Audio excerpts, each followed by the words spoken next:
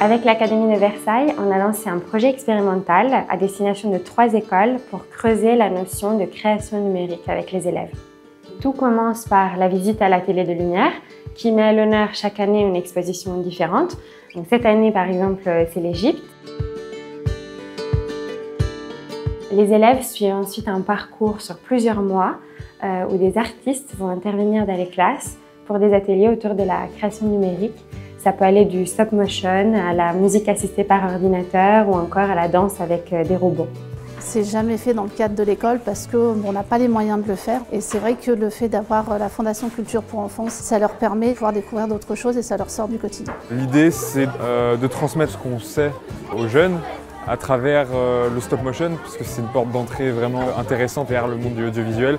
Je vais dessiner une momie avec tout ce qui s'articule, les bras, les jambes, la tête, tout. Je veux animer un explorateur qui part découvrir la momie.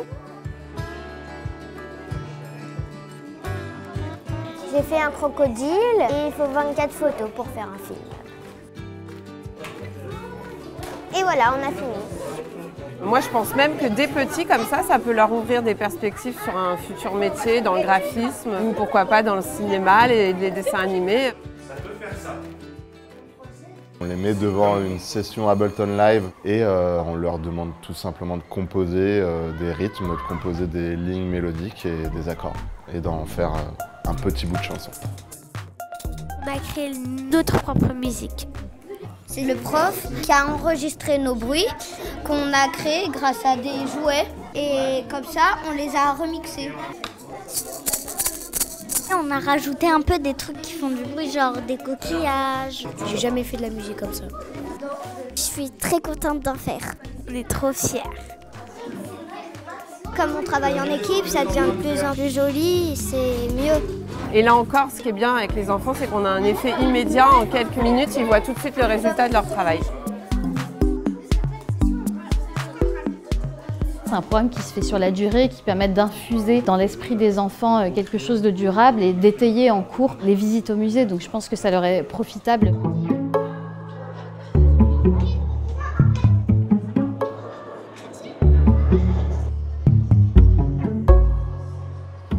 Ce travail est complété par un parcours culturel diversifié, comme par exemple la visite au musée du Louvre ou à l'Institut du monde arabe.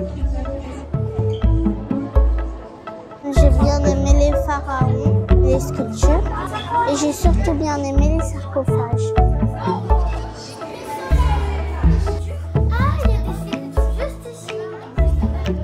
On collabore aussi avec des acteurs culturels du territoire des élèves.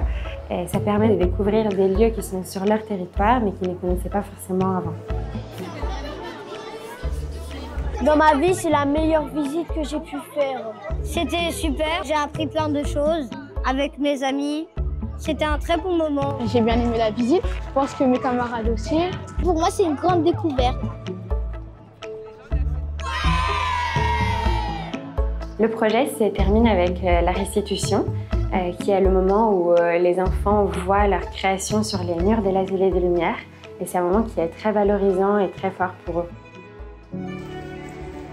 Le challenge, c'est de travailler avec des écoles, un public d'élèves qui n'est pas forcément très initié sur les questions du numérique créatif, et de les amener à interroger ce processus, à imaginer des contenus qui font interagir à la fois la pratique chorégraphique, le dessin et le numérique. C'est vraiment quelque chose de profondément transversal et interdisciplinaire qui est, à mon sens, très innovant sur le plan pédagogique et artistique.